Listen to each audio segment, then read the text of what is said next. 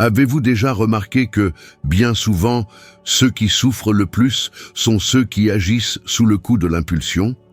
Des personnes qui brisent des relations en un instant, qui manquent des opportunités incroyables faute de maîtriser leur colère.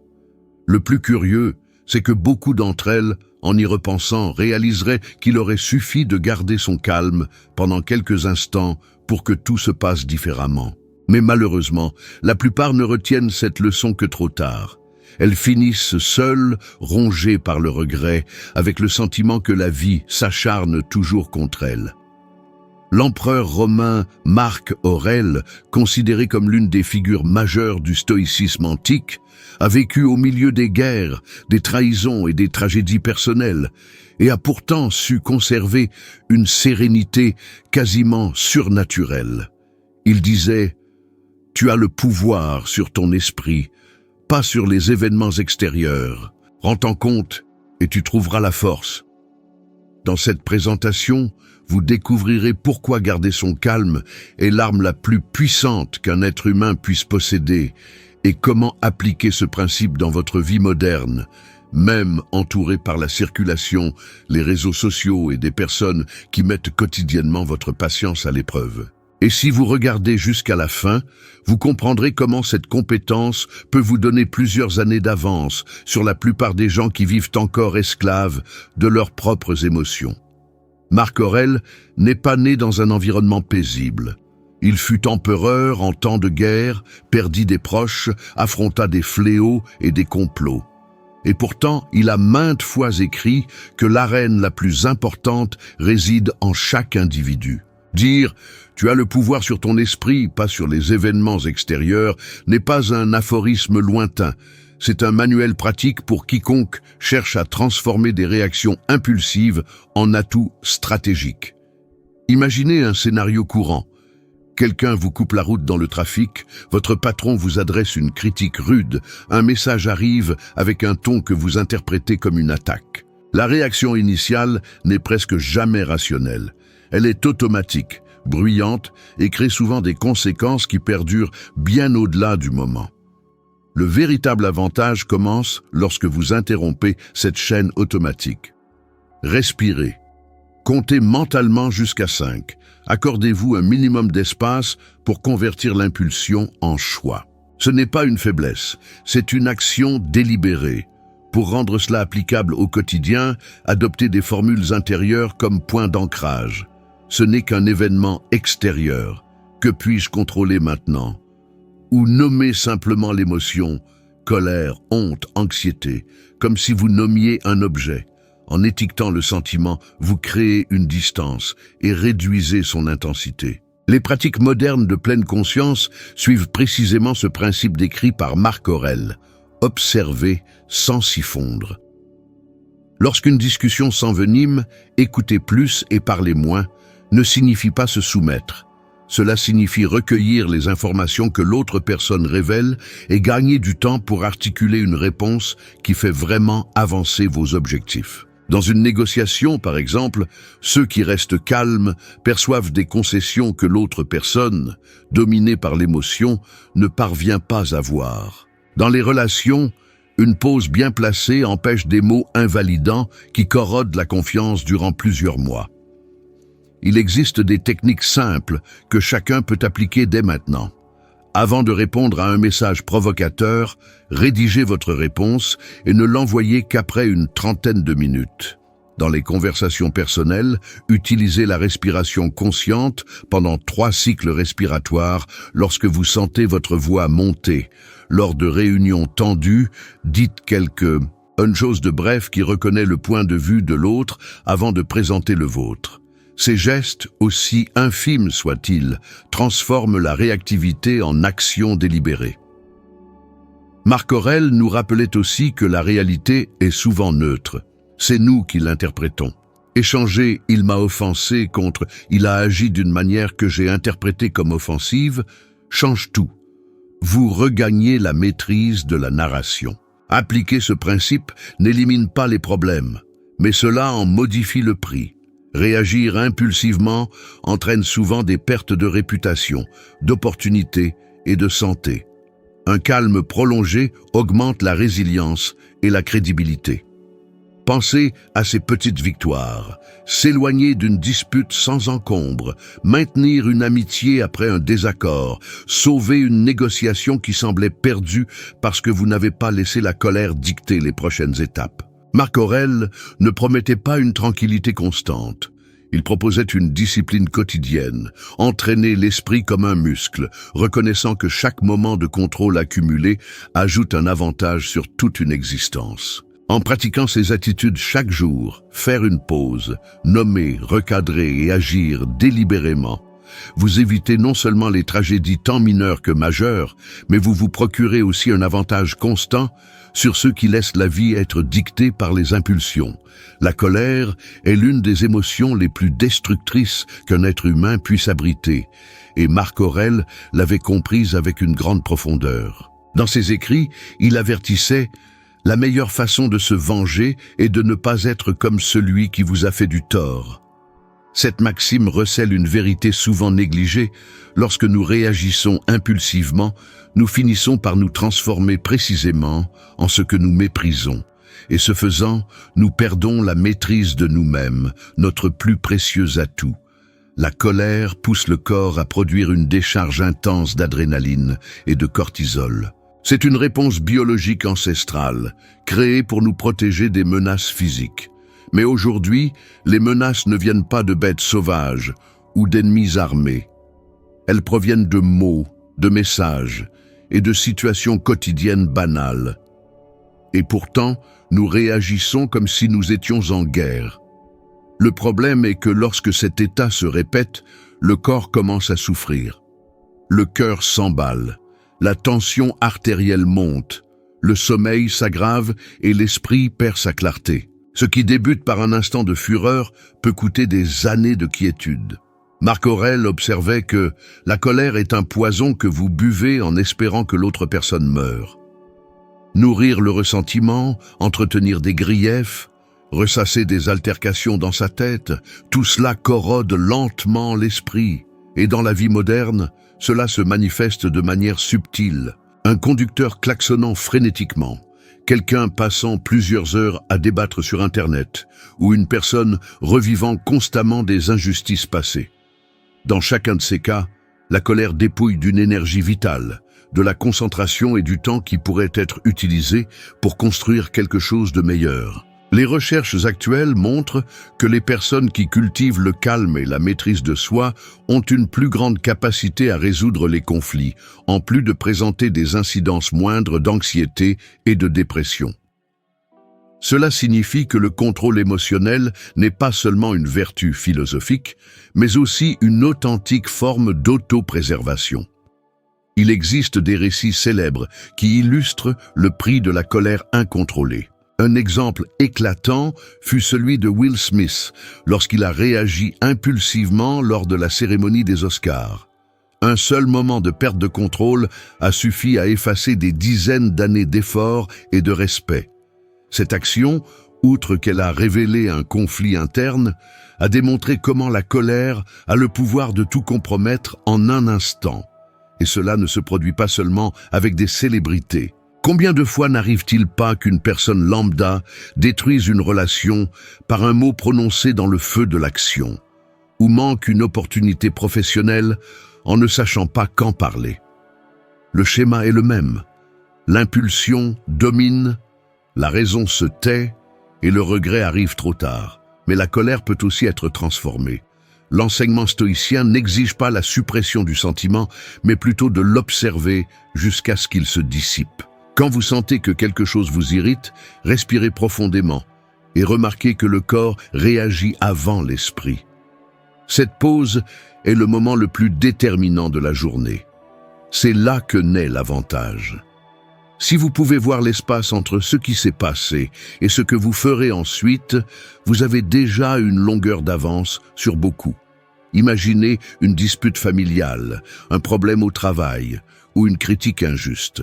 Au lieu de réagir immédiatement, essayez de visualiser ce que Marc Aurèle appellerait la vision d'ensemble. Demandez-vous si cette situation aura encore de l'importance dans une semaine. Dans 90% des cas, la réponse sera non. Et quand vous apprenez à ne pas être dominé par ce qui est éphémère, votre énergie n'est investie que dans ce qui compte vraiment. La sérénité est un choix qui demande de la pratique. Marc Aurèle recommandait, dès le lever du jour, de se remémorer qu'on rencontrerait des personnes ingrates, arrogantes, envieuses ou injustes. Il ne s'agissait pas de pessimisme, mais de préparation. Il savait que s'attendre au pire était un moyen de maintenir la sérénité lorsque le pire arrivait vraiment. Vous pouvez mettre cela en pratique chaque jour. Avant de quitter la maison, dites-vous que la journée apportera des événements imprévus, que quelqu'un pourrait vous irriter, que quelque chose pourrait mal tourner. Quand ces choses arriveront, vous serez prêt et vous ne serez pas décontenancé. C'est l'essence du stoïcisme, ne pas nier la réalité, mais y faire face avec sagesse. À l'heure actuelle, la colère n'anéantit pas seulement les relations et la réputation, elle détruit la santé mentale. Nous vivons à une époque où chacun réagit à tout vent.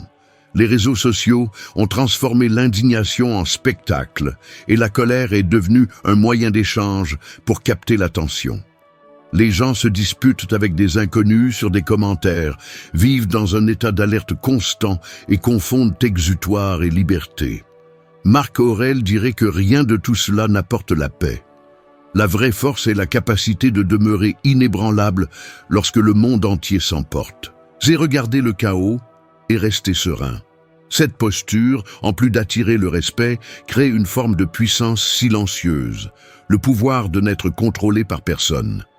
Si la colère est inévitable, le secret réside dans le fait de ne pas la laisser perdurer. Elle peut surgir, mais elle n'a pas à s'attarder en vous. Rappelez-vous qu'à chaque fois que vous réagissez avec sang-froid, vous gagnez du temps, de la clarté et de la maîtrise. Et plus souvent vous gagnez cette bataille interne, plus elle se renforce davantage. Marc Aurèle croyait qu'un esprit entraîné est comme un soldat discipliné. Même au plus fort du combat, il sait où placer son bouclier et quand battre en retraite. Contrôler la colère, c'est précisément cela, c'est choisir quand agir et ne pas être balayé par une émotion aveugle. La sérénité est le fondement sur lequel une existence équilibrée est construite, et le contrôle émotionnel est la passerelle qui distingue des victimes des aléas de ceux qui maîtrisent leur propre destinée. Une grande partie de la souffrance humaine découle de l'attente que la vie soit juste. Les gens croient que s'ils font tout correctement, ils seront récompensés, et lorsque cela ne se produit pas, ils sombrent dans la frustration, la colère et le découragement. Marc Aurèle nous mettait en garde à ce sujet lorsqu'il écrivit « Attends-toi à l'inattendu, la vie n'est pas juste, mais toi, tu peux l'être ». Cette affirmation semble dure, mais elle est libératrice, car lorsque vous acceptez que le monde ne vous doit rien, chaque accomplissement devient un mérite authentique et chaque difficulté une opportunité d'apprentissage.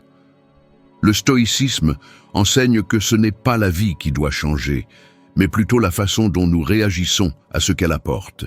Lorsque vous comprenez que le contrôle est uniquement interne, rien d'extérieur n'a de pouvoir absolu sur votre paix. Imaginez quelqu'un qui se dévoue intensément à un projet et qui, malgré cela, est ignoré. Ou quelqu'un qui fait tout correctement dans une relation et est pourtant mis de côté. La réaction habituelle est le ressentiment. Mais Marc Aurèle dirait que la réponse réside dans la concentration sur ce qui est sous votre contrôle. Il nous rappelait que tout ce que nous entendons est une opinion, pas un fait. Tout ce que nous voyons est une perspective, pas la vérité. Cette affirmation change complètement la façon dont nous gérons les déceptions, car ce qui nous nuit réellement n'est pas ce qui est arrivé, mais plutôt ce que nous croyons que cela signifie. Si vous perdez un emploi, vous pouvez l'interpréter comme un échec ou comme une réorientation. Si quelqu'un vous trahit, vous pouvez le voir comme une humiliation ou comme une libération. Le fait lui-même est neutre. Le poids qu'il prend provient du sens que vous choisissez de lui attribuer. Cette façon de penser est puissante, car elle transforme la victime en l'auteur de sa propre histoire. Lorsque quelqu'un se plaint constamment du destin, il renonce au contrôle de sa propre vie. Lorsqu'il accepte qu'il ne peut pas contrôler ce que les autres font, mais qu'il peut contrôler sa propre réponse, il adopte une position de force. C'est la vraie liberté. Et cela s'applique dans n'importe quel contexte.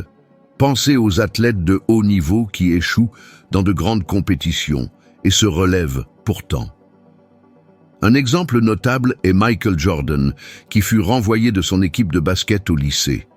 Il aurait pu abandonner, mais il a transformé la frustration en carburant.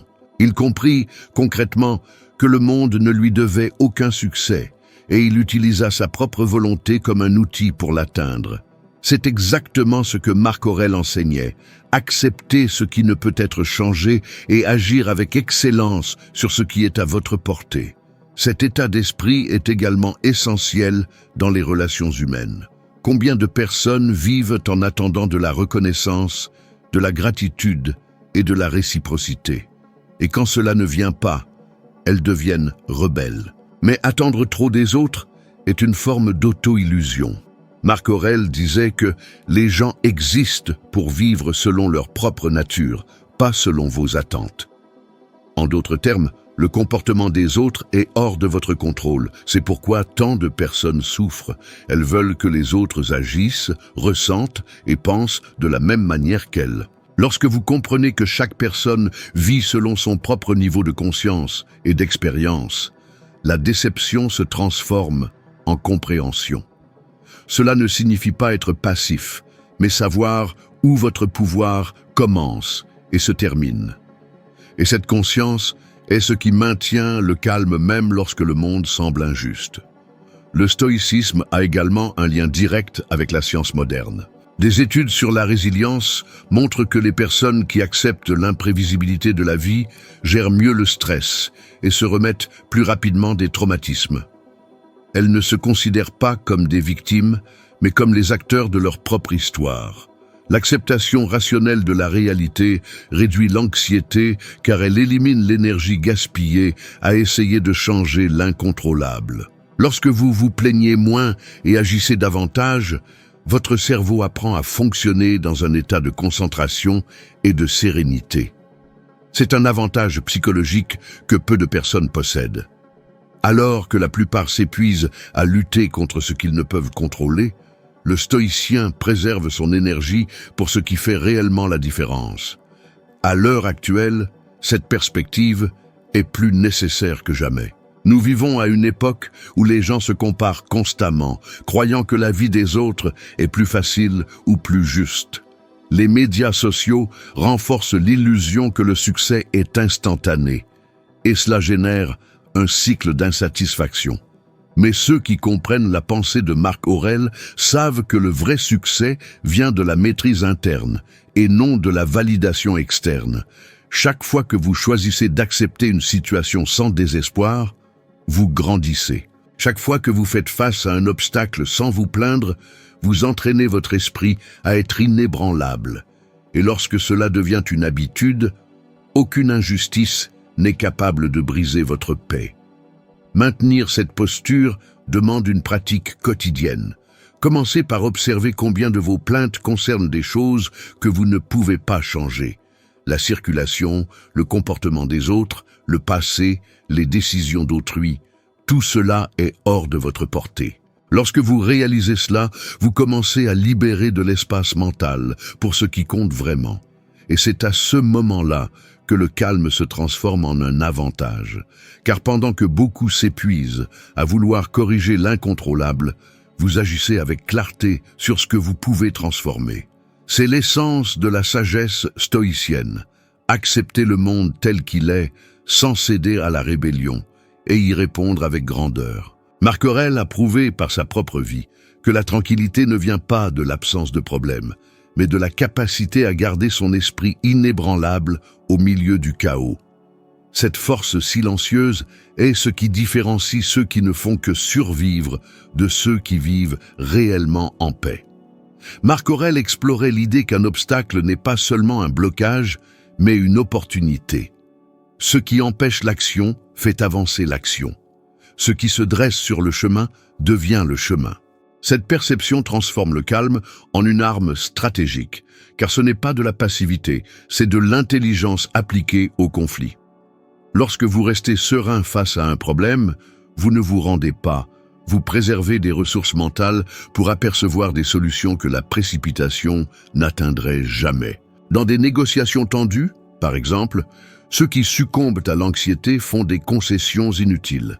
Ceux qui respirent, observent et formulent des questions gagnent des informations et du temps pour proposer des alternatives qui favorisent leur objectif. Dans le leadership au quotidien, une présence calme agit comme un aimant. Les équipes ont tendance à faire confiance et à suivre ceux qui font preuve de stabilité, car la stabilité génère de la prévisibilité et, avec elle, de la coopération. Le calme stratégique signifie aussi apprendre à utiliser l'anticipation à votre avantage. Les stoïciens appelaient cela la premeditatio malorum. Imaginez le pire de manière contrôlée pour réduire l'impact émotionnel lorsque cela se produit réellement. En anticipant les échecs, vous créez des plans alternatifs et réagissez avec logique, non avec panique. Appliqué au travail, cela peut être aussi simple que de préparer un plan B avant de présenter un projet. Si la proposition est rejetée, vous saurez déjà quel ajustement suggérer. Dans les relations, anticiper les malentendus courants permet d'établir des phrases qui désamorcent les conflits avant qu'ils ne dégénèrent. C'est dans ces petites réserves de préparation que réside l'avantage concurrentiel. Alors que beaucoup sont surpris, vous avez déjà des réponses. Il existe des personnalités publiques qui illustrent cette stratégie. Certains leaders sont rappelés pour avoir maintenu leur sang-froid en période de crise et, en conséquence, ont acquis une longévité politique et un respect international. En revanche, les épisodes où des dirigeants ou des hommes et femmes d'affaires ont réagi impulsivement sont devenus des exemples de pertes qui auraient pu être évitées avec plus de maîtrise. Ces cas démontrent en pratique que la crédibilité se construit avec une constance émotionnelle et que les réactions explosives repoussent souvent des opportunités qui s'ouvriraient avec le dialogue. Des techniques pratiques rendent le calme quelque chose d'entraînable. Commencez par créer un rituel simple. Face à tout déclencheur intense, prenez 3 grandes respirations, nommez l'émotion et formulez une question axée sur la solution. Que puis-je vraiment faire maintenant, avant de parler? Pratiquez la préméditation pendant 5 minutes chaque matin, en imaginant les difficultés plausibles de la journée et comment vous y répondriez avec clarté. À la fin de chaque journée, écrivez pendant 2 minutes ce qui a fonctionné et ce qui pourrait être ajusté. Cette habitude de revoir transforme les expériences en apprentissage concret. Dans les situations à risque plus élevé, utilisez la technique du délai forcé. Demandez 5 minutes pour répondre. Utilisez ce temps pour calmer votre esprit et répondez stratégiquement, non réactivement. L'avantage de ceux qui maîtrisent le calme est pratique et cumulatif. Il ne s'agit pas de nier l'émotion, mais de la considérer comme une information. La sérénité vous permet de reconnaître quand lutter, quand céder et quand rediriger l'énergie vers des actions qui comptent vraiment. En appliquant ces routines, vous en venez à occuper un espace que peu de personnes remarquent, tandis que l'environnement est consumé par les réactions, vous opérez efficacement. Cet avantage silencieux est en fin de compte ce qui différencie ceux qui ne font que survivre de ceux qui avancent avec un but. La sérénité est un pouvoir silencieux, et lorsque vous commencez à l'exercer consciemment, tout autour de vous change. Les situations cessent de vous dominer, les gens remarquent votre présence avec plus de respect et les résultats commencent à venir plus naturellement. Cette transformation se produit petit à petit, dans la façon dont vous réagissez, parlez et décidez. C'est la différence entre être emporté par les circonstances et devenir le centre stable au milieu du chaos. Si ce contenu a résonné en vous, partagez cette vidéo avec une personne spéciale ou quelqu'un qui, selon vous, a besoin d'entendre cela aujourd'hui.